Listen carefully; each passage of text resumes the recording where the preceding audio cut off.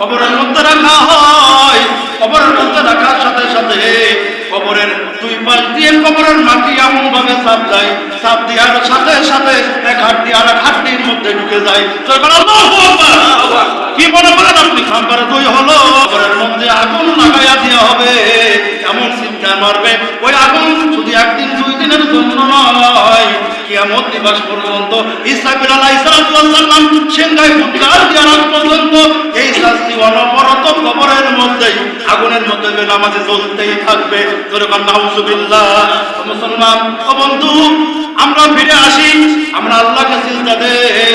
কখন কার মৃত্যু হয় জানা যায় না, আমরা বলতে পারবো না কখন জানি কার মৃত্যু হয়ে যায়, কখন জানি কার ডাক আসে। আপনি আমি কিন্তু এই ব্যাপারে কিন্তু কেউ কিছু জানি না। এই যে মসজিদের ভিতরে জুম্মা নামাজ আদায় নিয়ে এসেছেন, মসজিদ থেকে বের হয়ে যেতে পারবেন, এর গ্যারান্টি কিন্তু দুনিয়ার কেউ দিতে পারবে না। পারবেন আপনারা কেউ? মুসলমান বন্ধুগণ আমার, আর নামাজ আদায় করা লাগবে।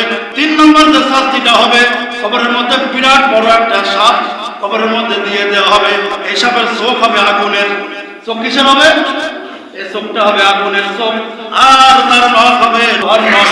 মুসলমান বন্ধুগণ আমার, সাপটা যে কত বড়, একটা নখের এক পাশ থেকে আর এক পাশ যাইতে একটা দিন সময় লাগে এমন একটা, তাহলে মনে করেন সাপটা কত বড় হবে।